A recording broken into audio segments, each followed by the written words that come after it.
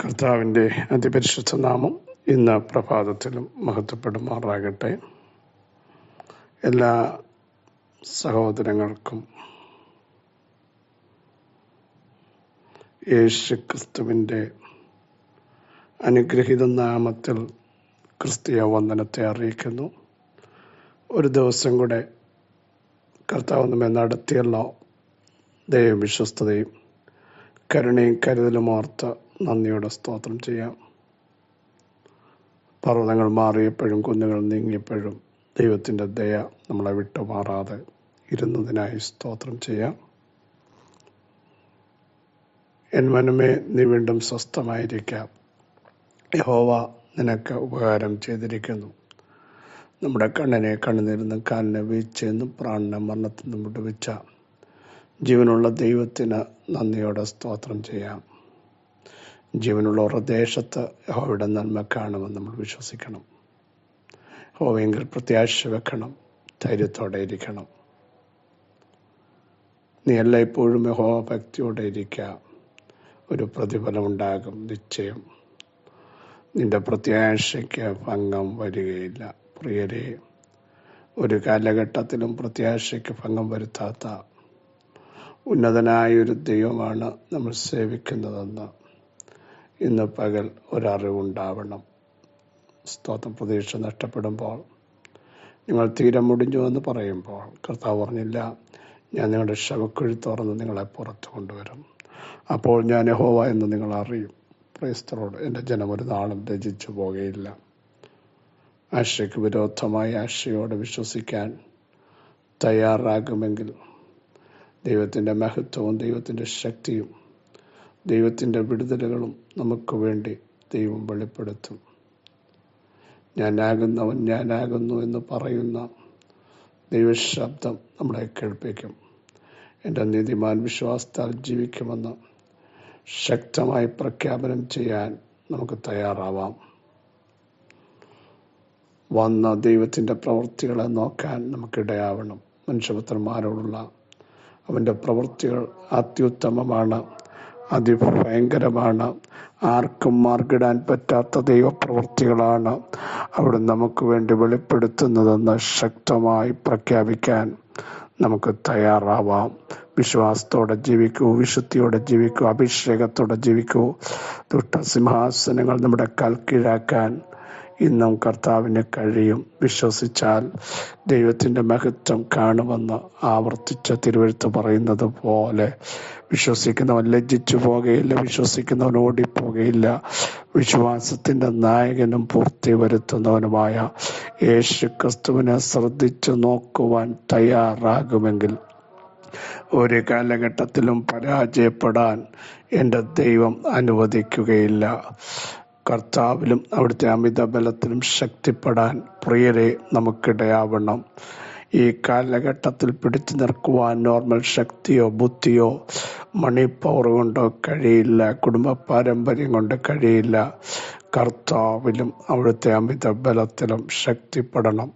വിശ്വസിക്കുന്നവർ മേൽ വ്യാപരിക്കുന്ന ദൈവശക്തിയുടെ അളവറ്റ വലുപ്പം ഈ ദിവസങ്ങൾ തിരിച്ചറിഞ്ഞ്, ദൈവമേ അങ്ങ് ഞങ്ങളെ സഹായിക്കണമേ, ദൈവമേ അങ്ങയുടെ കരുത്ത് ഞങ്ങളുടെ മേൽ വെളിപ്പെടുത്തണമേ, സത്യങ്ങളെ സത്യമാക്കണമേ എന്ന് ആത്മാവിൽ പ്രാർത്ഥിച്ചു തുടങ്ങാൻ തയ്യാറാകുമെങ്കിൽ ചിന്തിക്കാത്ത വൻ കാര്യങ്ങൾ ചെയ്യാൻ എൻ്റെ ദൈവത്തിന് കഴിയും. ദൈവം തൻ്റെ ശബ്ദം അതിശയമായി മുഴക്കുന്നു.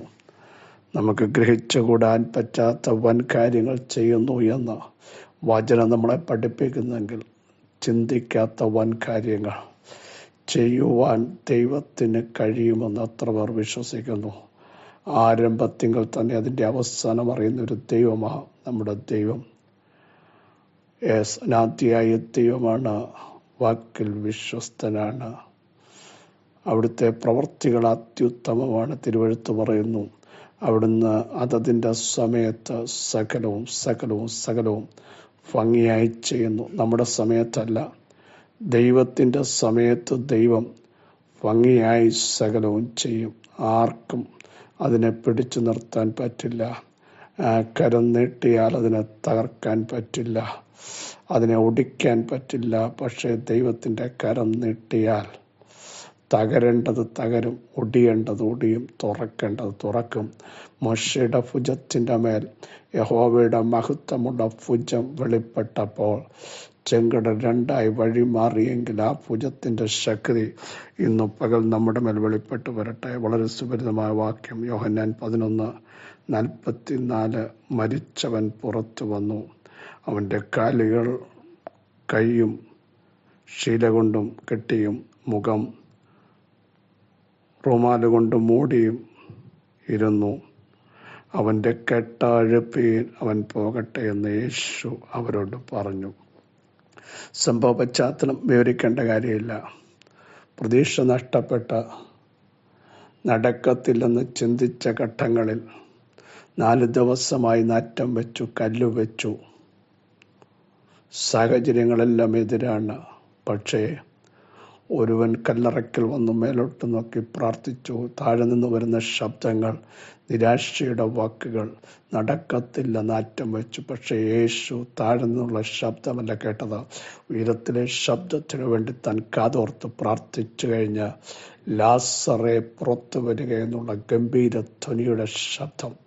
ആ ഗംഭീരധ്വനി കല്ലറയിലേക്ക് പെട്ടെന്ന് പ്രതിധ്വനിച്ചപ്പോൾ ലാസർ പുറത്തു വന്നു. പ്രിയരെ, വാഗ്ദത്തമുള്ളതിനെ, അരുളപ്പാടുള്ളതിനെ, ഈ ദീനം മരണത്തിനല്ല തിരുമഹത്വത്തിനാണെന്ന് ദൈവം പറഞ്ഞതിനെ തകർത്ത് കളയാനോ തടഞ്ഞു നിർത്താനോ സംവിധാനങ്ങൾക്ക് പറ്റില്ല, പരിമിതികൾക്ക് പറ്റില്ല. ദിവസങ്ങൾ കഴിഞ്ഞു, നാറ്റം വെച്ചു എന്ന് പറഞ്ഞ അതിൻ്റെ നടുവിൽ നിന്ന് ലാസർ പുറത്തു വന്നു. Praise to Jesus. ഈ പകൽ വിളിച്ചു പറയുന്നു, പുറത്തു വരാൻ നിനക്ക് സാഹചര്യങ്ങൾ എതിരാണ്.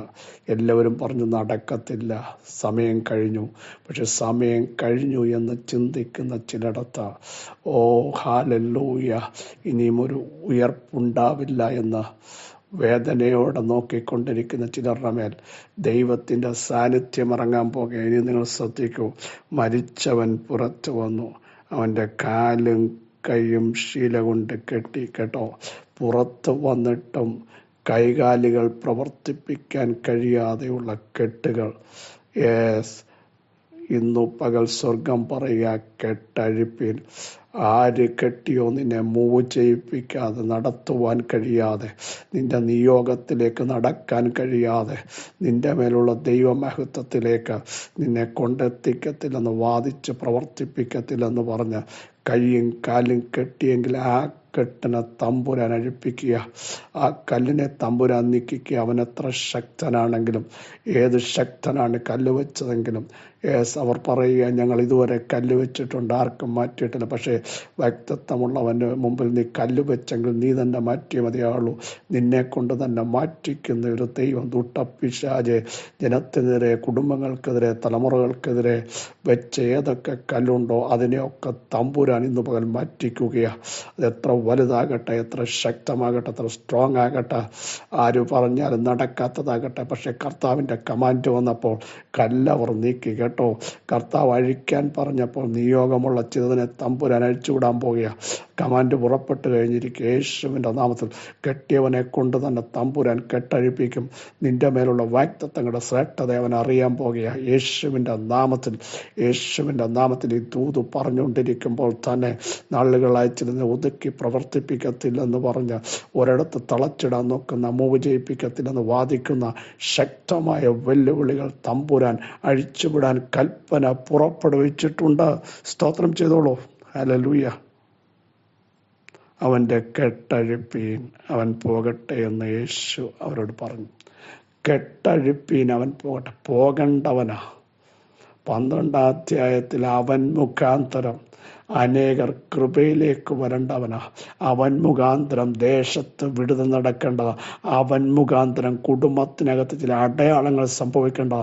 അവൻ്റെ പേർ മുഖാന്തരം ആ ദേശം അറിയപ്പെടേണ്ട. അങ്ങനെയുള്ളവനെ പിടിച്ചു നിർത്താൻ ശ്രമിക്കുന്ന വെല്ലുവിളികൾ ഇന്നു പകൽ സ്വർഗം അതിനെ ക്യാൻസൽ ചെയ്യും. യേശുവിൻ്റെ നാമത്തിൽ ഈ ദൂത് പറയുമ്പോൾ തന്നെ ചിലർ ആത്മാവിൽ സ്തോത്രം ചെയ്തോണം.